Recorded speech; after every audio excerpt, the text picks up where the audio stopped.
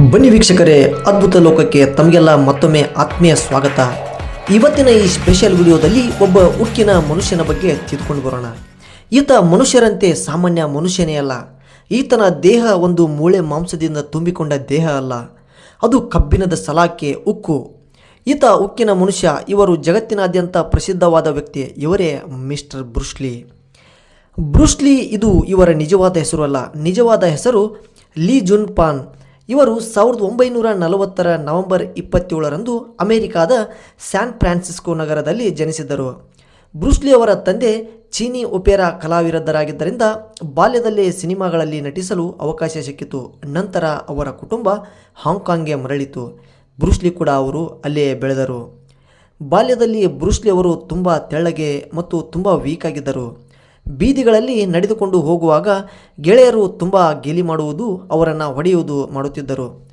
ಅವರನ್ನು ಮರಳಿ ಹೊಡೆಯಲು ಆಗದಷ್ಟು ಬಲಹೀನರಾಗಿದ್ದರು. ಇದರಿಂದ ತುಂಬ ಬೇಸತ್ತು ಮಾನಸಿಕ ಅಸ್ವಸ್ಥತೆ ಕೂಡ ಅನುಭವಿಸಿದ್ದರು.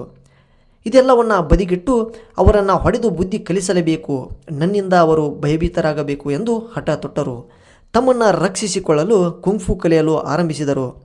ಇವರ ಗುರುಗಳಾದ ಐಪಿ ಮ್ಯಾನ್ ಅವರಿಂದ ವಿಂಗ್ ಚುನ್ ಮಾರ್ಷಲ್ ಆರ್ಟ್ಸ್ ತರಬೇತಿ ಪಡೆದರು. ತಮ್ಮ ದೇಹವನ್ನು ತುಂಬ ಶ್ರಮ ವಹಿಸಿ ದೇಹವನ್ನು ಹುರಿಗೊಳಿಸಿದರು. ಹಾಗೆ 1959ರಲ್ಲಿ ಬ್ರೂಸ್ ಲೀ ಅವರು ಅಮೆರಿಕಕ್ಕೆ ತೆರಳಿದರು. ಆರಂಭದಲ್ಲಿ ಸಣ್ಣ ಕೆಲಸಗಳನ್ನು ಮಾಡಿಕೊಂಡು ಓದುವುದನ್ನು ಮುಂದುವರಿಸಿದರು. ನಂತರ ಅವರು ಖುದ್ದಾಗಿ ಮಾರ್ಷಲ್ ಆರ್ಟ್ಸ್ ಶಾಲೆಯನ್ನು ಆರಂಭಿಸಿ ವಿದ್ಯಾರ್ಥಿಗಳಿಗೆ ತರಬೇತಿ ನೀಡಲು ಶುರು ಮಾಡಿದರು.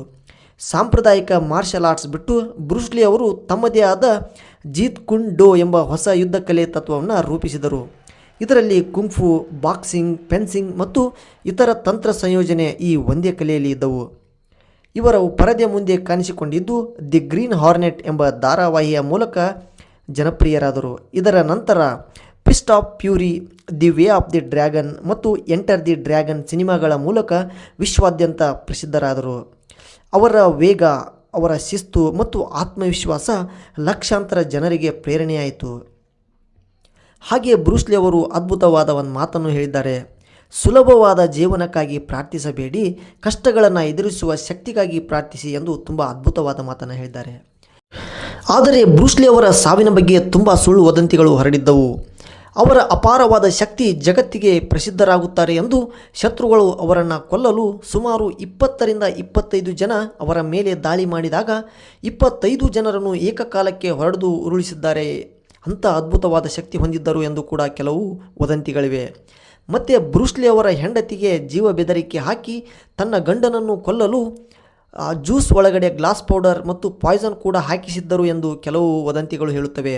ಆದರೆ ಅವರ ನಿಜವಾದ ಸಾವಿಗೆ ಕಾರಣ ಮೆದುಳಿನ ಊತ, ಅಂದರೆ ಸೆರೆಬ್ರಲಾ ಎಡೆಮಾ ಅವರ ಸಾವಿಗೆ ಕಾರಣವಾಗಿತ್ತು ಎಂದು ಕೆಲವು ವರದಿಗಳಿವೆ. ಹಾಗೆ ಇವರ ಅಧಿಕವಾದ ಪೇನ್ ಕಿಲ್ಲರನ್ನು ತೆಗೆದುಕೊಳ್ಳುತ್ತಿದ್ದರು ಎಂದು ಕೆಲವು ವದಂತಿಗಳಿವೆ. ಇವರು ಅಚ್ಚರಿಗೊಳಿಸುವ ಇವರ ದೈಹಿಕ ಸಾಮರ್ಥ್ಯ ಅಂದರೆ 1 ಇಂಚ್ ಪಂಚ್, ಅಂದರೆ ಕೇವಲ 1 ಇಂಚು ಡಿಸ್ಟೆನ್ಸ್ನಲ್ಲಿ ಪಂಚ್ ಮಾಡುತ್ತಿದ್ದರು. ಹಾಗೆ 2 ಬೆರಳುಗಳಿಂದ ಪುಷಪ್ಸ್ ಕೂಡ ಮಾಡುತ್ತಿದ್ದರು. ಅತ್ಯಂತ ವೇಗದ ಪಂಚನ್ನು ಇವರು ಮಾಡುತ್ತಿದ್ದರು. ಅತ್ಯಂತ ದೇಹ ನಿಯಂತ್ರಣ ಇವರ ಸಾಧನೆಯಾಗಿತ್ತು. ಅವರ ಪಂಚ್ ವೇಗ ಎಷ್ಟಿತ್ತು ಅಂದರೆ ಕೆಲವೊಮ್ಮೆ ಕ್ಯಾಮ್ರಾಗಳಿಗೆ ಸರಿಯಾಗಿ ಸೆರೆ ಹಿಡಿಯಲು ಕೂಡ ಕಷ್ಟವಾಗುತ್ತಿತ್ತಂತೆ.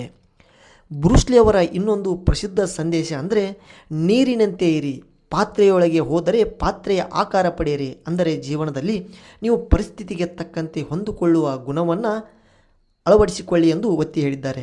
ಇಂದಿಗೂ ಬ್ರೂಸ್ ಲೀ ಅವರ ಹೆಸರು ಪ್ರಜ್ವಲಗೊಳಿಸುತ್ತಿದೆ. ಈತ ಕೇವಲ ನಟ ಯೋಧನಷ್ಟೇ ಅಲ್ಲ, ವಿಶ್ವದ ಅತ್ಯಂತ ಪ್ರಭಾವಶಾಲಿ ಮಾರ್ಷಲ್ ಆರ್ಟ್ಸ್ ಐಕಾನ್ಗಳಲ್ಲಿ ಒಬ್ಬರೆಂದು ಪರಿಗಣಿಸಲಾಗುತ್ತದೆ. ಓಕೆ ಸ್ನೇಹಿತರೆ, ಇಂತಹ ಮತ್ತಷ್ಟು ಅದ್ಭುತ ಅಚ್ಚರಿಯ ಸಂಗತಿಗಳನ್ನು ತಿಳಿಯಲು ನಿಮ್ಮದೇ ಚಾನಲ್ ಆದ ಅದ್ಭುತ ಲೋಕ ಚಾನಲನ್ನು ಸಬ್ಸ್ಕ್ರೈಬ್ ಮಾಡಿಕೊಳ್ಳಿ. ಧನ್ಯವಾದಗಳು.